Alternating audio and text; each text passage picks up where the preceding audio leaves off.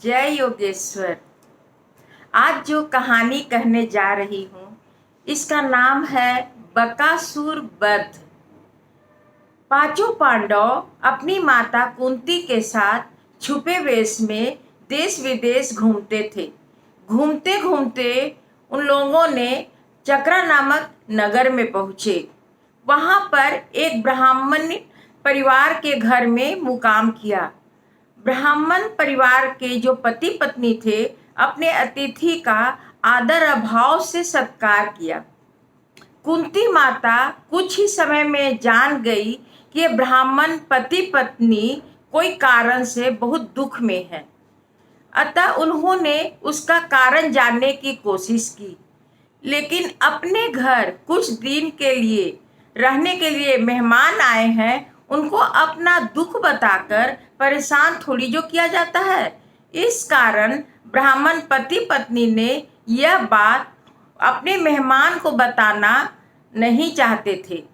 पर कुंती माता, जिसके पांचों पुत्र महान और शक्तिशाली थे, वह किसी का दुख समझकर उसे दूर करने का प्रयत्न नहीं करेंगे क्या? ब्राह्मण पत्नी को एक दिन अपने पास प्यार से बैठाकर उन्होंने सब बात पूछा और कहा कि जैसे सुख में हम मेहमान होने के कारण हमारा हिस्सा है, उसी प्रकार दुख में भी हमारा कर्तव्य है कि आपका दुख बांटे। हम देश विदेश में घूमते स्थल पर घूमते रहते हैं, तो आपने हमें सहारा दिया, हमें अतिथि स्वीकार करने को कहा, हमारे दुख और कष्टों को कम करने के प्रयत्न किए, तो हमने आपके साथ रहने की सहमति दी।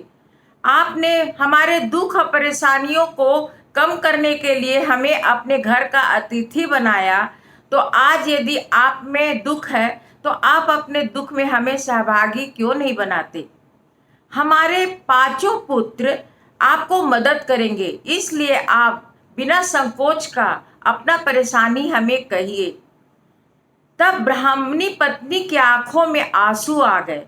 कुंती माता का प्रेम और भाव देखकर वो बहुत खुश हुई, लेकिन अपने दुख का विचार आते ही उसे लगा कि जिससे मैं अपने घर में सहारा दिया है, उसे मौत के मुंह में कैसे भेज दूं? यह बात विचार में आते ही वह चुप हो गई। लेकिन कुंती माता ने अति आग्रह की, इसलिए उसने अपना कहानी कहना शुरू किया। उसने कहा कि यहाँ से कुछ मील दूर में एक जंगल है। वहाँ एक गुफा में एक भयानक राक्षस रहता है। उस राक्षस का नाम है बकासुर। जब कभी भी गांव में आ जाता है और गांव के मनुष्यों और पशुओं को भगा कर ले जाता है, गांव के लोगों को भी नुकसान पहुंचाता है। इसलिए हमारे राजा ने सैन्य लेकर उसे युद्ध करने गया, लेकिन उसने सैन्य को भी खत्म कर दिया। राजा के पास कोई चारा न रहा, इसलिए उसने राक्षस के साथ संधि करार कर ली। उसने कहा कि तुम्हें हमारे गांव में आने की जरूरत नहीं है, तुम्हारे खाने के पदार्थ तुम्हारे गुफा में पहुंचा दिया जाएगा। रोज एक गाड़ी भर के खाना एक मनुष्य लेकर रोज तुम्हारे पास आया करेगा। इस प्रकार बैल, मनुष्य, खाने का सामान यदि तुम्हें मिलेगा तो तुम्हारी भूख तृप्त नहीं होगी। यह सुनकर बकासुर खुश हो गया। वह सोचा कि यदि हमें भोजन के लिए गांव की ओर न भागना पड़े तो ये तो बहुत ही अच्छा है, और उसने संधि मान्य कर ली। तब से आज तक रोज चिट्ठी डालकर किसको जाना है यह निश्चित किया जाता है। और आज हमारे घर की बारी है। हमारे घर के 4 व्यक्ति के परिवार में सभी कोई बकासुर के पास जाने के लिए जिद कर रहे हैं।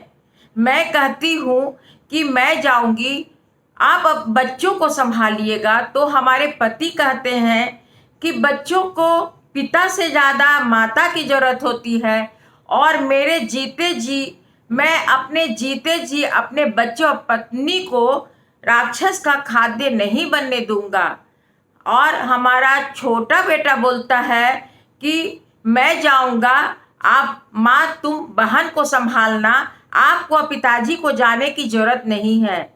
मेरी लड़की बोलती है कि तुमको जाने की जरूरत नहीं है, तुम तो छोटे हो, मैं जाऊंगी।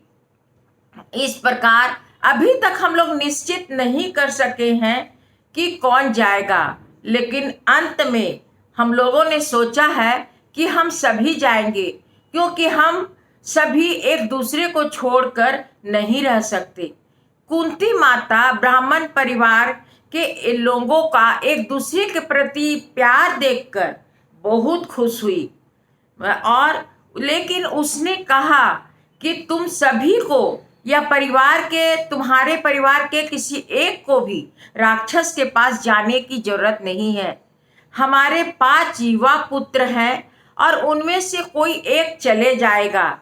यह सुन करके डर से ना कहते हुए ब्राह्मण पत्नी ने कहा कि नहीं, ऐसा नहीं हो सकता, मैं मेरे अतिथि को मरने के लिए नहीं भेज सकती, ऐसा कभी नहीं हो सकता। उसके पति ब्राह्मण भी जब यह बात सुने तो उसका भी यही उत्तर था। बहुत कठिनाई से कुंती माता ने ब्राह्मण पति को समझाया कि हमारे जो दूसरे नंबर का लड़का है वह राक्षस का खाद्य नहीं बनेगा, बल्कि वह राक्षस का वध करके लौटेगा।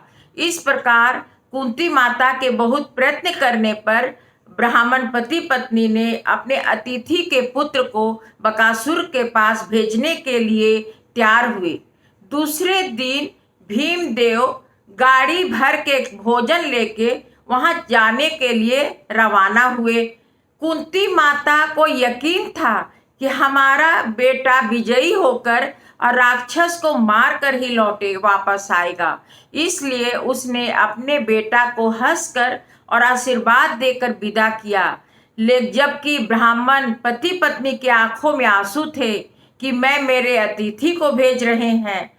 और भीम भाई तो बहुत ही खुश थे कि कितने ही दिनों से हमें गदा के साथ खेलने के लिए नहीं मिला है और आज कितने दिनों के बाद यह अवसर हमारे हाथ में आया है, इसलिए वह खुश होते होते चले। वह निश्चित होकर बैलगाड़ी से जा रहे थे। खामखा बैल को क्यों परेशान करना, वे धीरे धीरे जा रहे थे। सूर्य सिर के ऊपर ढल गया था और भीम भाई को जोरों से भूख लग गई थी। जब सामने में गाड़ी भर के भोजन हो तो कोई देखते थोड़ी जो रहेगा। भीम भाई ने खाना शुरू कर दिया। वैसे भी सुबह वह जल्दी में नाश्ता ठीक से नहीं कर पाए थे, इसलिए भीम भाई ने ओम सहनावतु सहनौ भुनक्तु सह वीर्यं करवावहै तेजस्विनावधीतमस्तु मां विदिशावहै बोलकर नाश्ता शुरू किया। वे खुद तो खाते ही थे, लेकिन बैल को भी भूखा वह कैसे रख सकते थे, इसलिए वे बैल के भी पीठ पर प्यार से हाथ फेरते हुए खिलाते जा रहे थे।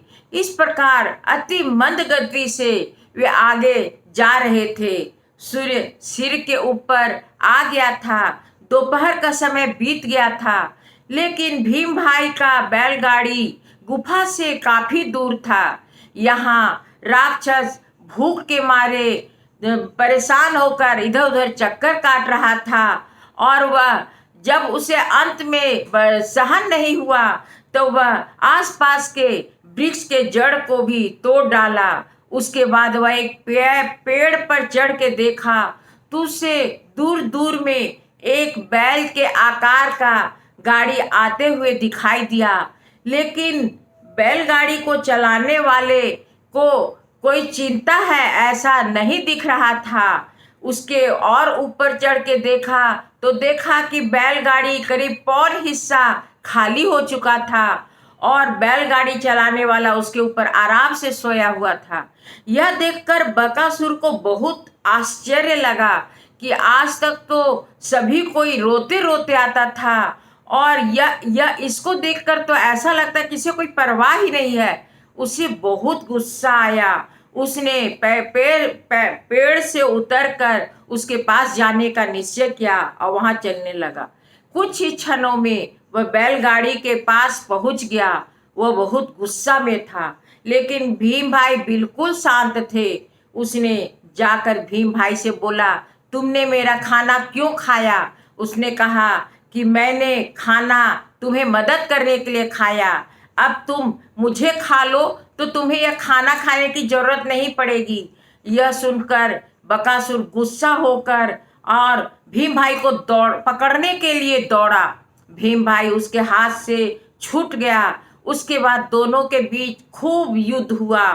युद्ध में अंत में राक्षस बकासुर गिर गया और भीम भाई ने उसे गदा से मार डाला। अंत में जो खाना बचा हुआ था उसे भीम भाई ने खा ली और शांति से अपने घर आ गए। गांव के लोगों को जब यह पता चला तो सभी बहुत खुश हुए और भीम भाई को मान पान से पूरे गांव में फिराया गया। धन्यवाद। नमस्ते।